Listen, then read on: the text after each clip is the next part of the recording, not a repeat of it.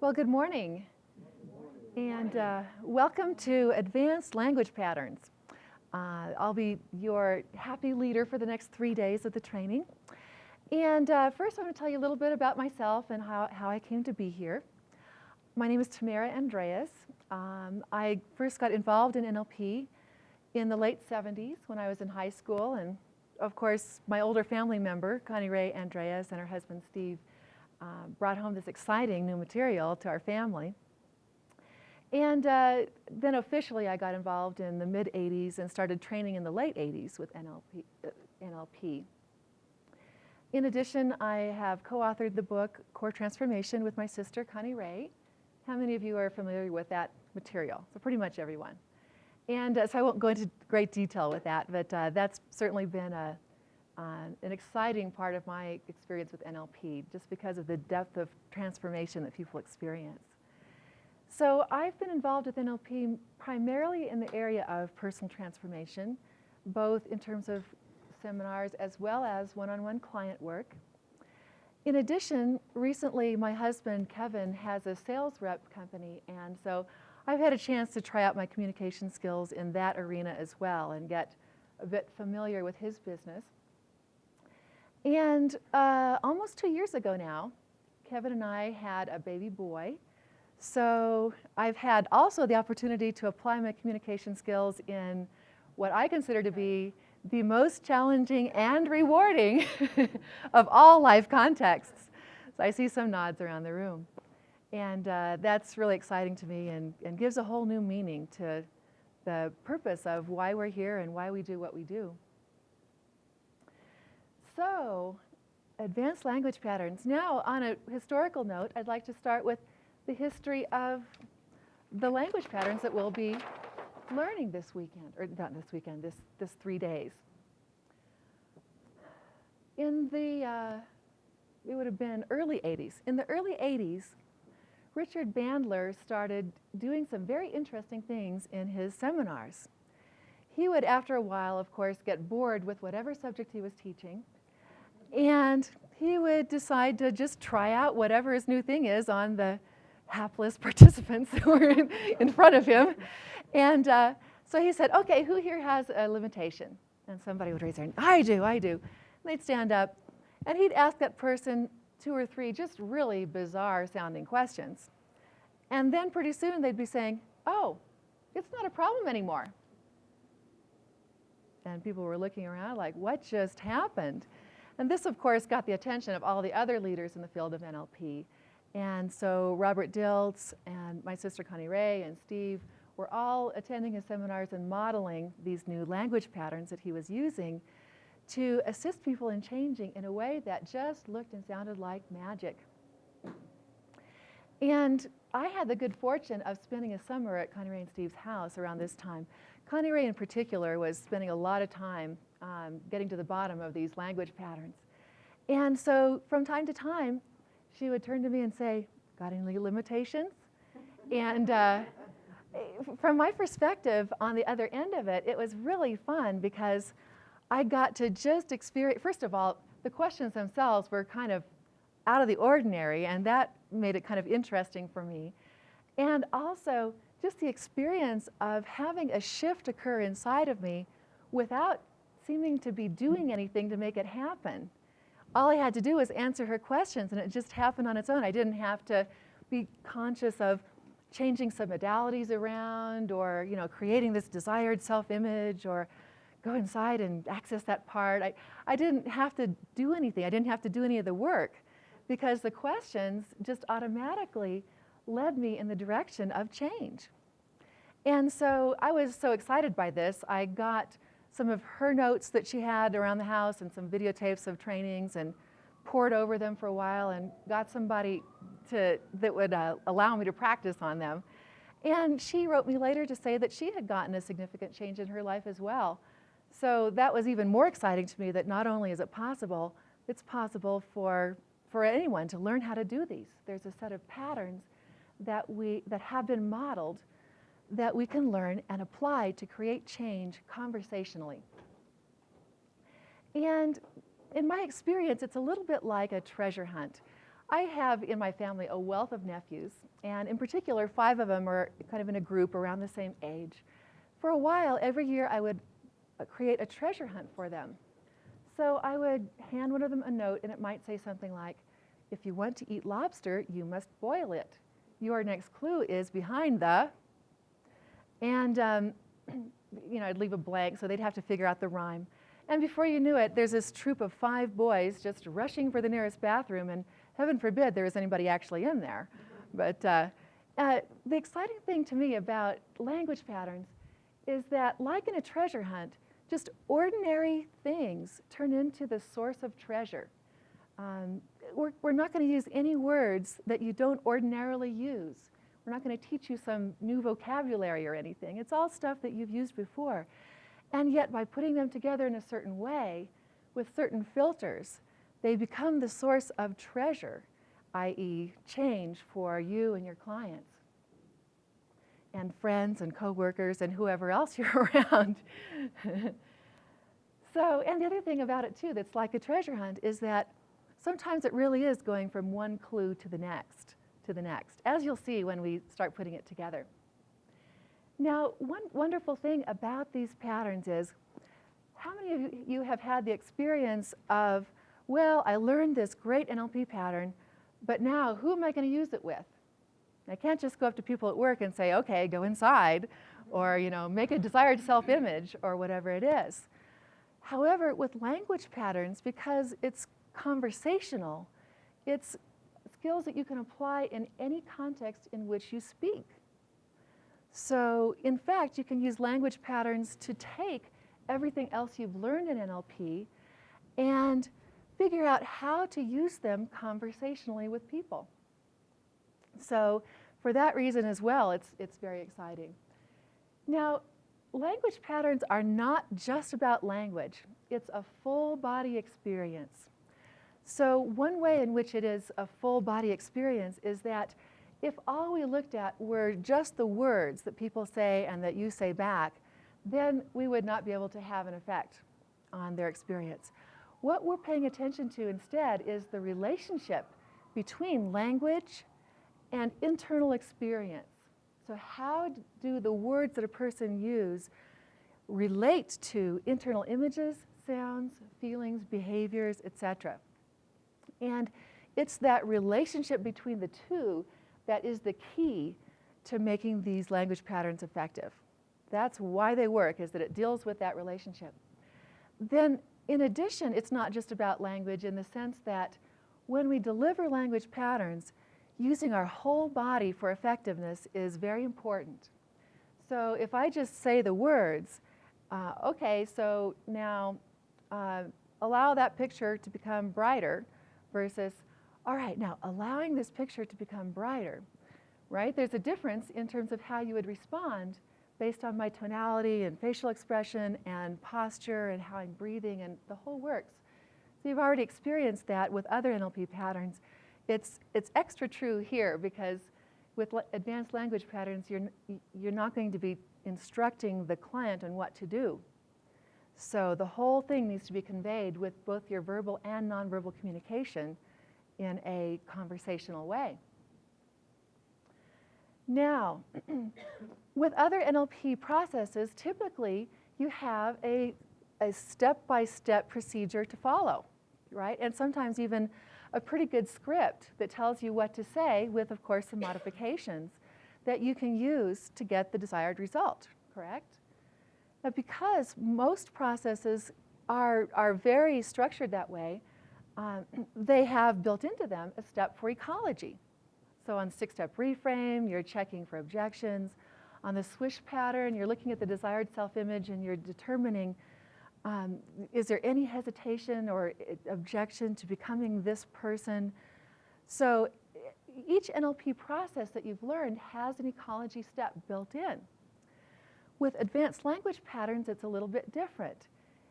It's not so scripted in advance. You're putting words together. You're creating your own script. And for that reason, you utilizing your own understanding of ecology and your own filters for ecology is important in applying these effectively. And A lot of it, of course, has to do with our intention. If I go into a situation with somebody else with the intention of assisting them in creating an outcome that is going to allow them to experience a greater level of congruence, to reach a level of greater congruence and truth for them, then that is going to allow me to more easily do ecological work. And the other thing is, it makes our work easier, doesn't it? Because if I am going towards an ecological outcome with the person, then every aspect of that person is on my side and working with me. As opposed to if somebody were to take advanced language patterns and try to kind of shove them down someone's throat and convince someone to do something that's not in their best interest, that just makes their work a lot more difficult. Because fortunately, we all have something within us that objects to this kind of thing. So use your ecology filters not only just for general principle, but to make your work easy with people. Now, meta and Milton models. You've experienced in your practitioner level training meta model and Milton model language patterns. So meta model, who specifically, what specifically, etc. In what situations do you apply that? To gather more information, to get specific information from the person you're speaking with. Milton model. So you can allow your unconscious resources to be fully present, or Milton model could be, so your attention to these matters of great importance. So in what contexts is Milton model language useful? You want to be, so allow the other person's content to be there. So if you're guiding somebody, for example, through a process, in what other situations would Milton model be appropriate? Help people enable themselves to do things. Yes. Subconsciously, unconsciously. Absolutely, to invite their unconscious participation. And where else? Reaching agreement? Influence. Right? Influence, reaching agreement.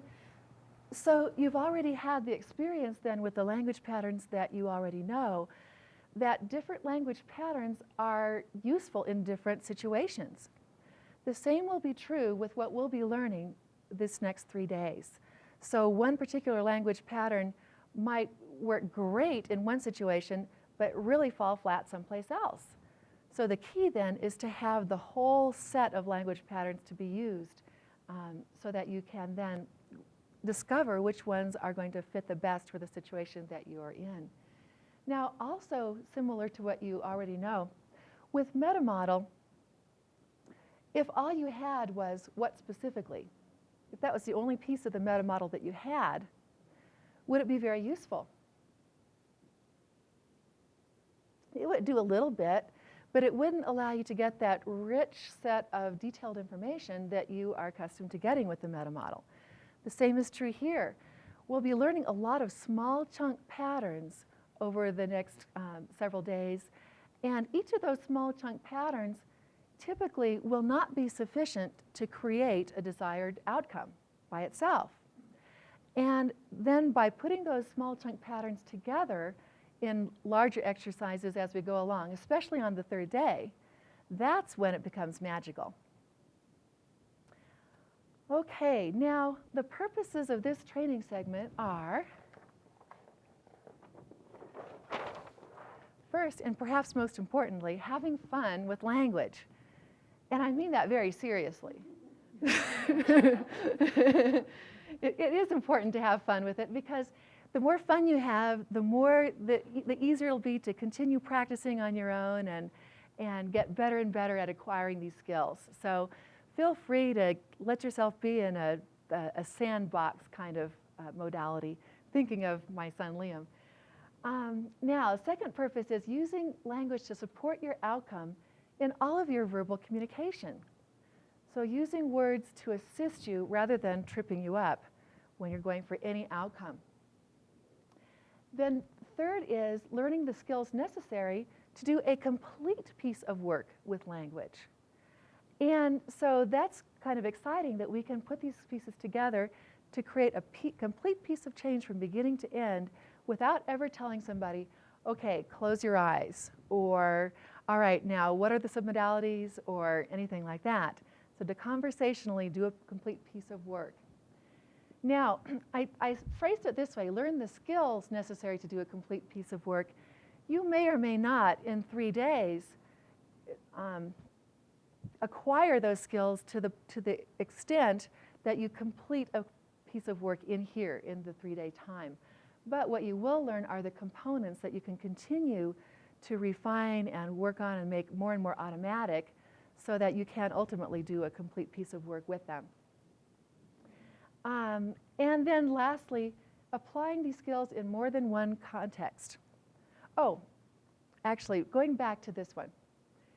The other thing about learning the skills necessary to do a complete piece of work I want to mention is that, to my knowledge, this is perhaps the only or one of the very few master practitioner trainings in which that is even a goal.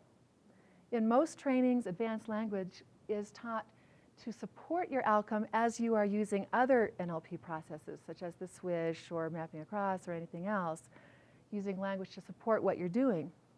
So it's kind of an extra treat that you get to go for a complete piece of change with this stuff. And then also applying skills in more than one context. So, for example,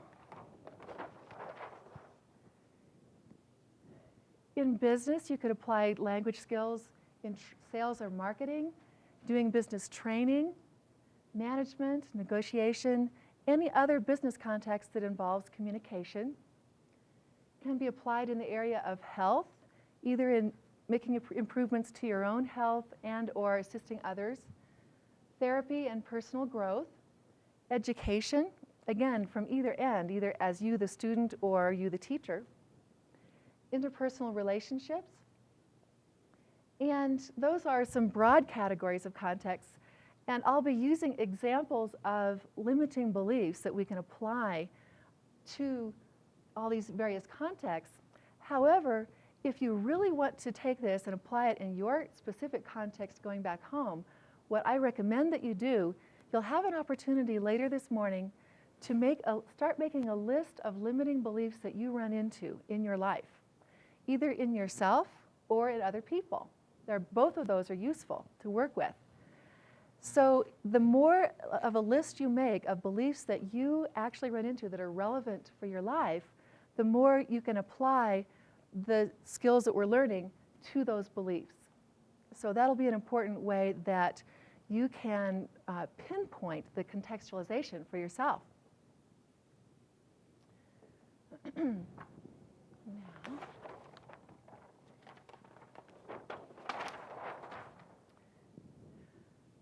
so with language patterns, we're primarily looking at the structure of beliefs and how to change them.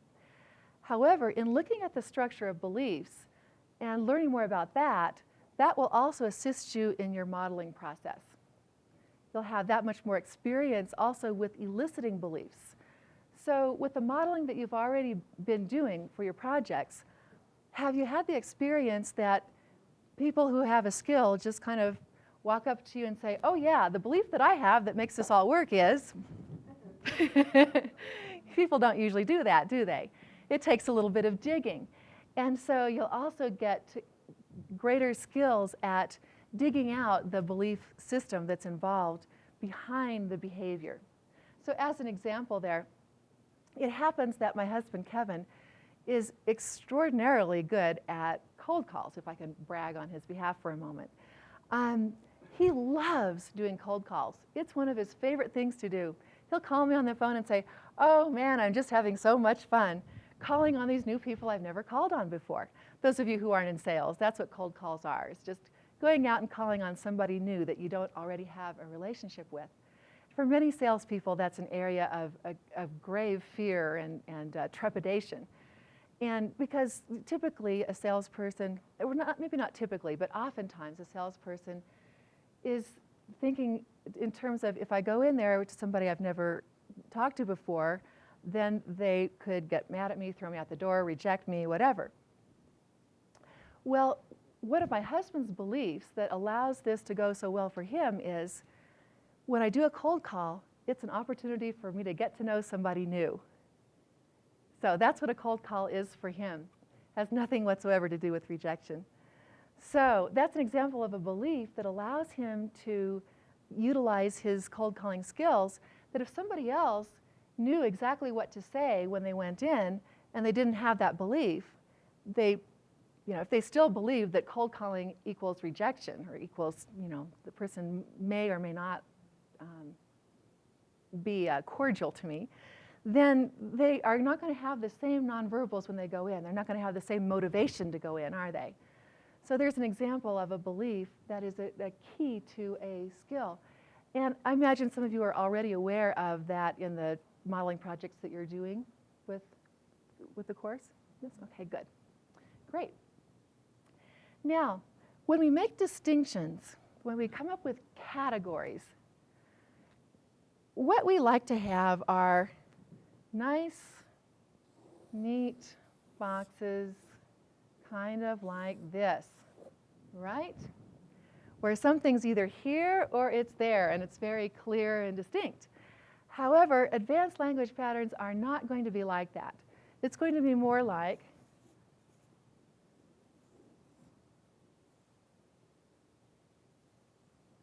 that. And the reason that it's like that is that what we're going for with advanced language patterns isn't so much how to split hairs the best and to put things in neat packages the best, but what we're going for is what's the most optimal way to create language patterns that are useful. And so if there's one useful way to look at language that generates really good patterns that create change, and then if there's another way to look at language that creates really useful patterns that have some overlap with the first one, that's okay with us, as long as they're both useful. And so as we go along, I'll make some comments sometimes about how this particular pattern is a special case of this larger pattern, or this pattern overlaps some with this one. Sometimes a language pattern can be considered to belong into two different categories at the same time. And that's all okay, because the point of this is just to generate lots of useful patterns. Now, the next thing is, how many of you are not native speakers of English? Okay, a few. And so I just wanted to mention, first of all, that bravo for, for attending a training in something other than your native language. And if you're not a native English speaker, just give yourself a little extra slack. So feel free to ask me questions to slow me down a little bit if you don't catch something, or to catch up with me on a break would be another way to clarify something. And just have an understanding of yourself that it may take you a little bit extra time to fully allow these to sink in, and then to also translate them to your native language. It's an extra step to do as well. Since I guess 3 of the 4 coaches are not native English speakers either. I presume Jennifer is? You are, but the other 3 are not. So they can, of course, also give you some tips on what they did to apply language patterns to their native language. Okay. Now, you'll notice that the sequence in your notes is different than the sequence that we're going to follow in the training room. The reason for that is that for training purposes, it's most useful, we found, to alternate small chunk exercises with larger chunk exercises. It just kind of is nicer for the brain. It's a little kinder to the gray matter to do it that way. Whereas in terms of organizing your content in your notebook so that it's a useful reference to turn back to later on, we wanted to put all the similar material together so that it's organized in a logical fashion. So all the sleight of mouth patterns are together, all of the presupposition work is together, etc. So that's how that came to be. Now I want to give you kind of a big picture. How many of you really like to have a larger roadmap to look at before getting into the left and right turns? Okay, useful thing. So let me give you that larger roadmap.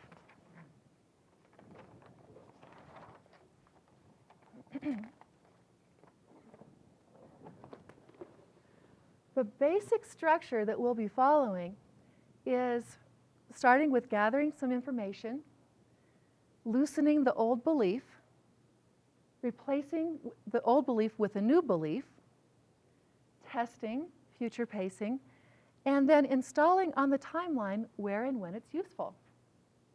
Now, does this structure look familiar to you? What does it remind you of? What you've been doing for the last 2 days. Yeah. So the structure of changing a belief hasn't changed. You go through the same basic thing, whether you're using submodalities, whether you're using the walking belief process, whatever you're using as the means of changing the belief. Now, it's the method that gets a little bit different as we go through using advanced language. So as we do the small chunk language pattern pieces, I'll show you where on this flip chart, or where on this flow chart, those pieces fit, so that you can see then how the pieces are coming into the puzzle as we go along. Okay, now, a couple of examples of using advanced language patterns.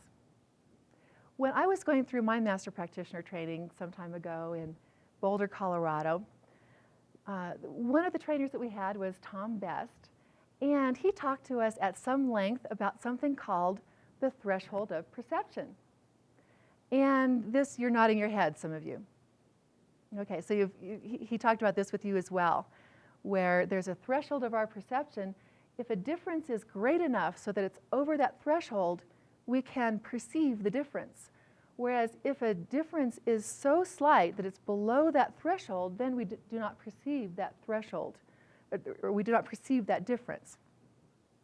And by lowering that threshold of perception, and you probably recall this nonverbal pattern from Tom Best as well, by lowering that threshold of perception, we can enhance our sensory acuity, make greater distinctions, become more effective at whatever it is that we're doing.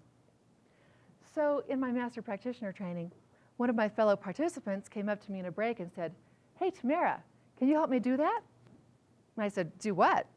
And he said, "Oh, you know, lower my threshold of perception." And I said, "Okay."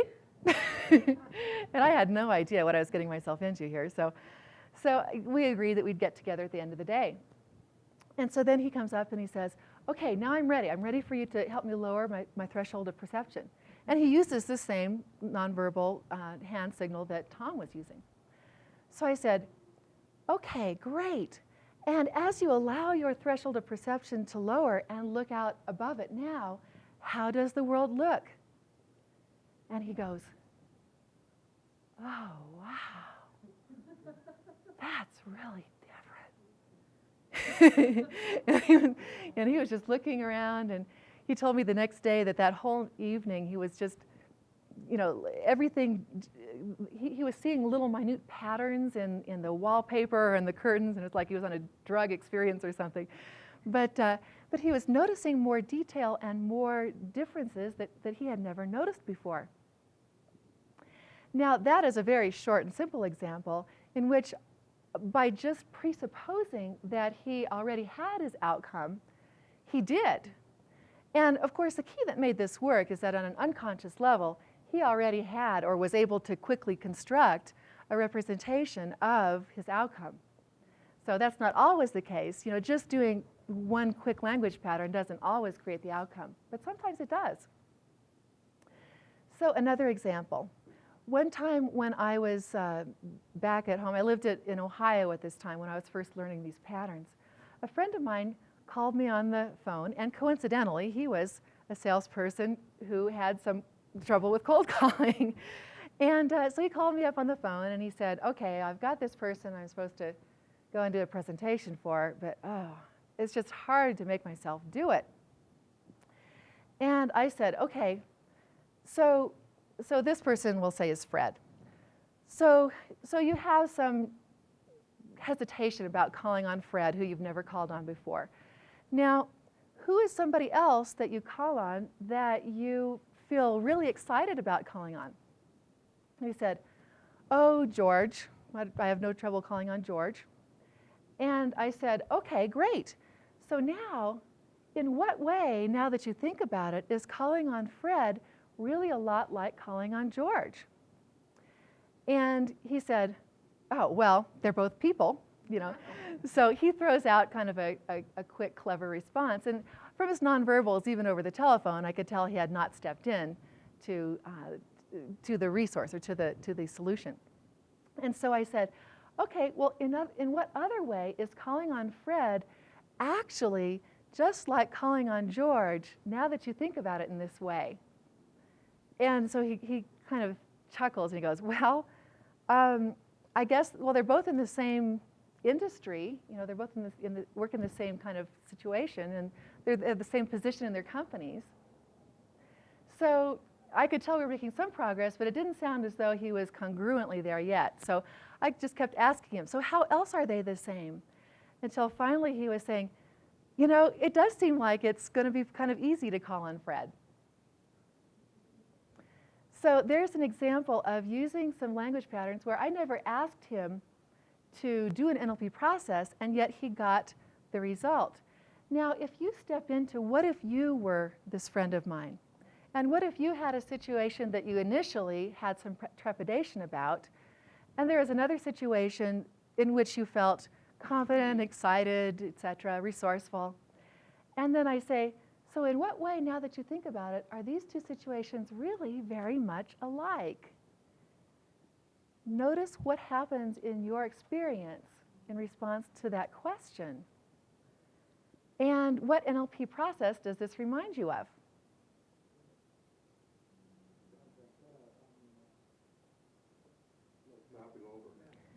Mapping across, absolutely. So it's like a mapping across or an anchoring structure. And yet I never elicited any submodalities. I didn't, you know, say, okay, now press and hold this resource anchor. It was just by using language patterns that I accomplished the result of an NLP process. So those are a couple of quick examples. And by the end of this training, you'll have lots more examples as well. Okay, now let's get right into some specific experience with language and the effect of language. So we're going to start with verb relaxes. Now, some of you may have heard about this under the title verb tenses. However, we don't get all uptight about it in here. We're just going to be relaxed and loose and have fun. So we call them verb relaxes or verb forms.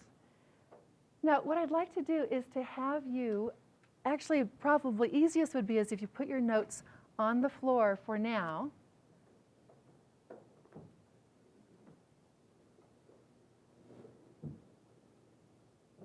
Okay. And what I'd like for you to do is I'm going to say a number of sentences. I'd like for you to try it on as though you were saying the sentence. And notice what experience goes with it for you, what internal images, sounds, feelings, what are the submodalities of your experience? And how is one set of words different from another in terms of that experience? So first, I danced. I danced. If you were saying those words, what experience goes with it? I dance. I dance. I will dance. I will dance. Okay? So go ahead and come back to the present moment here. How were those experiences different from each other? Location was different. Location and what was that? Location and time. In time, yeah. So location in relationship to your timeline, right? I danced, I dance, I will dance. Okay, now let's find out what happens if we just change those words in a subtle way. Let's find out what effect that has. So this time, I was dancing. I was dancing. I am dancing. I am dancing. I will be dancing. I will be dancing. What was that? Location for me. For you, location was different again. And in what way is the location different for you? It's like one here, one there. For the first set or the second set? Um, For these? Okay. And what was the location for the last set? I couldn't find anything different. I tried to do it in my own language also. Okay.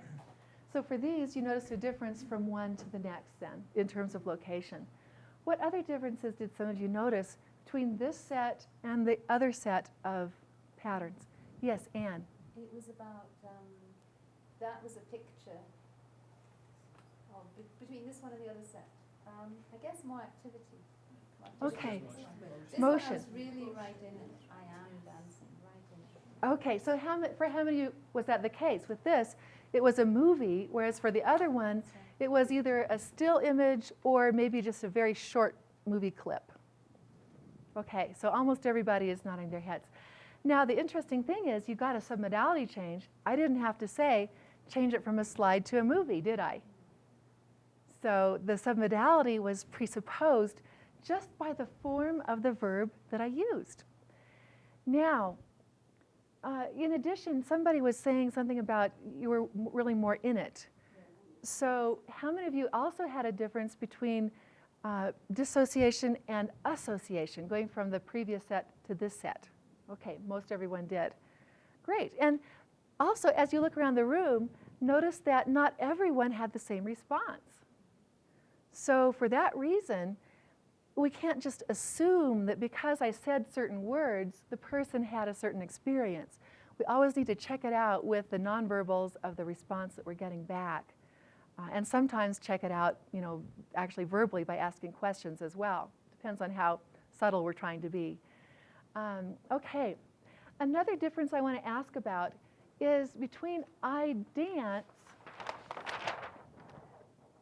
versus I am dancing. In terms of time, where is I am dancing? Now, present moment. In terms of time, where is I dance?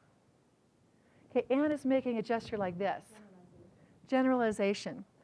Now, for how many of you was that the case? For I dance, it means that, dancing is something that I do that I could do at any time. Okay, all right. Is there anyone for whom when you said I dance, oops, on the other page, I dance, that still meant I dance right now? Okay, all right. So again, not everybody has the same response. For most people, the present tense can also generalize through time. And say, like if I say, I teach, I could say that even if I was sitting in a cafeteria, doing nothing but eating. So the present tense tends to be something that we do over time rather than just right now. Whereas I am doing something, that is right now. It's very specifically right now. Okay, let's do the next set of language in which things get even more interesting. So, I had danced. I had danced. I have danced. I have danced.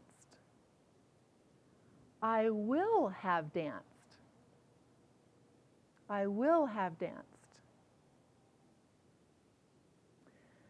So let's start with I had danced. What time frame or time frames is involved there? The past certainly involves the past.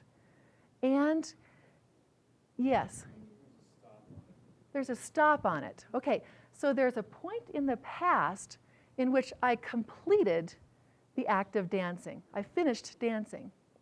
Exactly. So with I had danced, it involves more than one point in time. Here's the present. I had completed the act of dancing. Now, what about I have danced? Where does that exist in time? The past and still in the present. Now, is it necessarily in the present? No. Okay. So a nice thing about this pattern is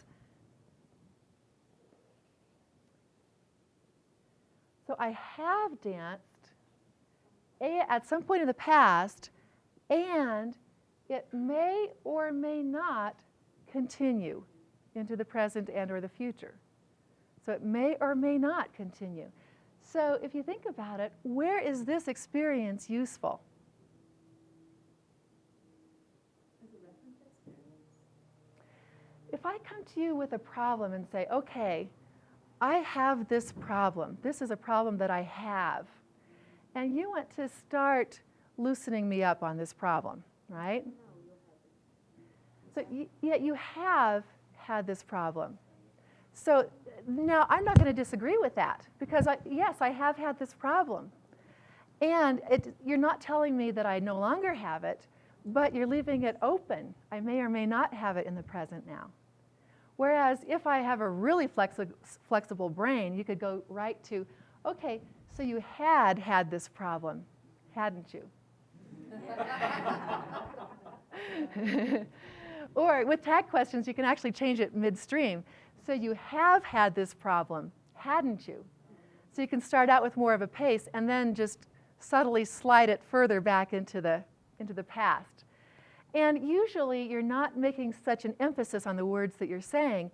So if you say that more conversationally, it's more likely to just slide in. So you have had this problem, hadn't you? You know, if you're not really focusing on my language, you're going to miss it consciously and allow the unconscious to take advantage of it. Now, next one. I will have danced. What time frames does this involve?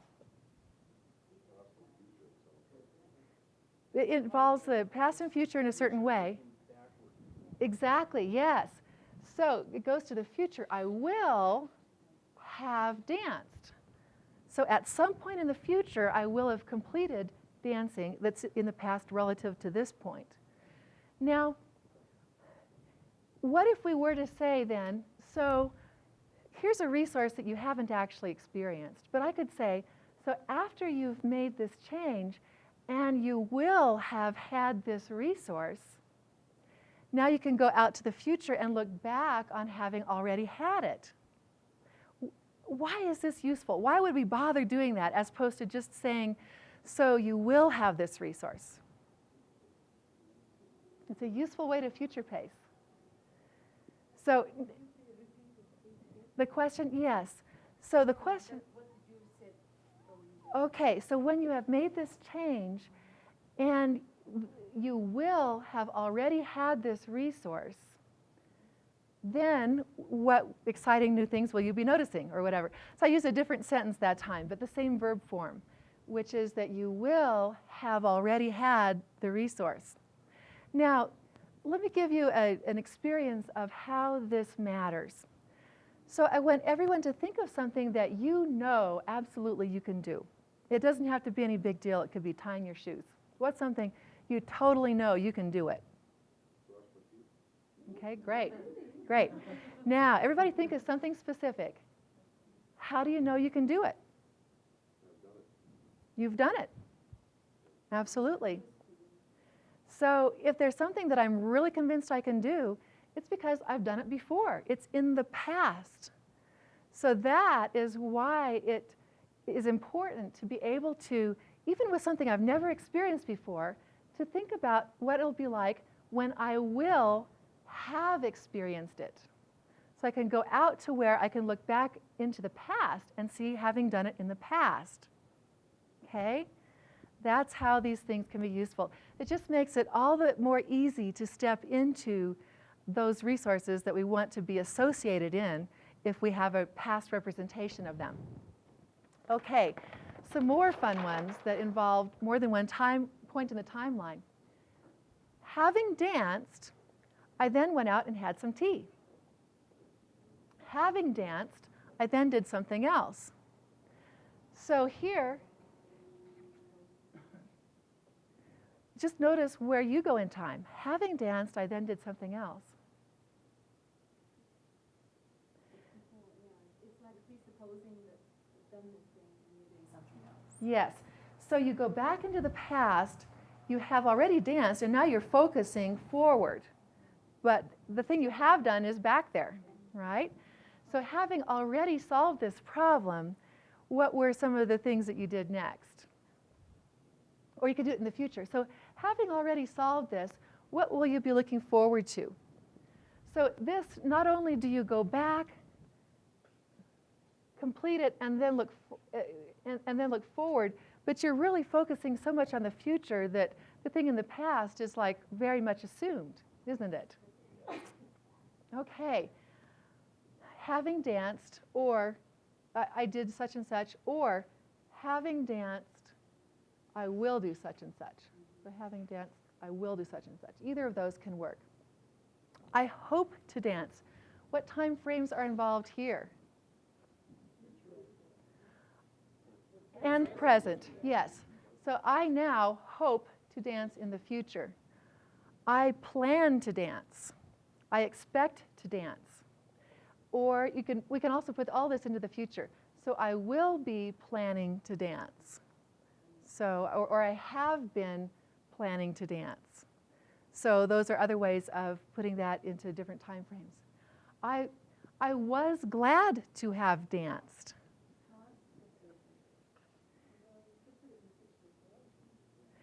So yeah, this one is I was glad to have danced. Right? So at some point in the past, I was glad to have already danced. Were you glad to have solved this problem? Were you pleased to have learned what you learned from that experience, etc.? And we can also put it into the future. I will be glad to have danced, or thrilled, or whatever verb we want to put there. So I will be excited to have learned these patterns. Okay? So again, more than one time frame. Tamara, I was thinking with the past, you could have the past and the future, couldn't you? If you associated someone into the future, you could then say, and you might say to yourself, I was glad to have danced. Yeah, you can do that. This is a way to do it conversationally. Right. So here you're doing the same thing. It's just that you don't have to say, okay, now step into the future. And now were you glad to have danced? So we're accomplishing the same thing as that by saying, so will you be glad to have danced? Okay, so you're absolutely right that that is the structure of what we do here. Okay, now again we can add tag questions and we can change the time frame in the tag questions if we want, haven't we? So it's not linguistically correct, by the way, but it's typically when people speak in any language, they're not using perfect grammar anyway. So we may as well make our grammatical mistakes to our advantage. So this has been a problem, hadn't it? And things like that. So that changing the time frame in the tag question itself is another way to just slide in an extra something to make the resources easier to experience and the limitations seem more and more distant in the past. Okay, so now let's get a little bit of an exercise with this so you can start to use a few of these patterns. And for this exercise, just to demonstrate it, it'll be easiest probably if I demonstrate the whole thing. So if somebody would stand up and just give me a very short 3 or 4 words, this is a limitation and this is my outcome, then I can demonstrate the exercise with that. Like, I chew my nails and I want to be comfortable with my nails away from my face. It doesn't have to be any big deal. So limitation and desired outcome. Coaches? Yes? One, English language, I speak too fast, I want to slow down. Okay. Okay, so Michael, you have had the experience of speaking quickly with the English language. Right. And when you have made this change, you will be speaking more slowly. Okay. So what I'm doing is, and I'm calibrating to Michael, is he following me with this? I want it to be a pace for him, and at the same time, I want to be pacing his limitation and his outcome in such a way that the limitation begins moving into his past, and the outcome begins moving into his future. Okay? So another example? Anybody, participant? Yes? I'm good at running short distances. I would like to be able to run longer distances. Okay. So, all right, and if I were to read something into that a little bit, your current limitation then would be that you're not currently running longer distances, and you would like to be good at running longer distances. Okay, so now I'm going to backtrack it using the exercise. So, Jean, you have already had the experience of not being as good at longer distances as you would like. And what you really want, when you have what you want, you will be running long distances just as well as you already run short distances, won't you? Okay. Can't resist those tag questions. And at the same time, I'm phrasing it in a way to match his outcome and what he wants. So it's hard to argue with, well, when you have what you want, this is how it's going to be, because he just told me what he wants. I'm just making it a little bit more associated onto his timeline than he had it, right? So let's go ahead and in groups of 3. Now I demonstrated both what person B does and person C does. I backtracked the problem into the past, and I also backtracked the outcome into the future. So if you're doing a group of 3, you can split that up and have a little division of labor, and that will give you a little less to concentrate on at a time. Yes, Paul. Is this somewhere in our notes? Yes. All the exercises that you'll be doing, I believe, are going to be in your notes. This is on page 21. Groups of 3, and let's just take 6 minutes total. And just rotate as many times as you can during that 6 minutes to get as much practice with it as you can during that time. Now also, as you're doing this, as with all the exercises in here, calibrate to the response of the person who gave you the limitation and the outcome. Calibrate to how they're responding. And if you did something that they could not follow along with, then try delivering it a different way. And so if you don't get the response you want, try a little differently until you are backtracking it in this manner and the person is accepting your way of backtracking. In other words, they're not saying, if I said, for example, okay, so Michael, you had the experience of speaking English quickly. So it's completed in the past. He's nodding, so he's very flexible and he's right with me. But some people, if I said that too, they would be saying, well, wait a minute, I still have this problem.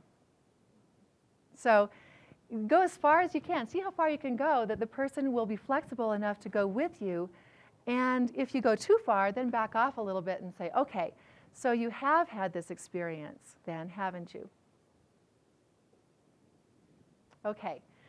Now we'll take again about 6 minutes and just have fun and explore language patterns with backtracking.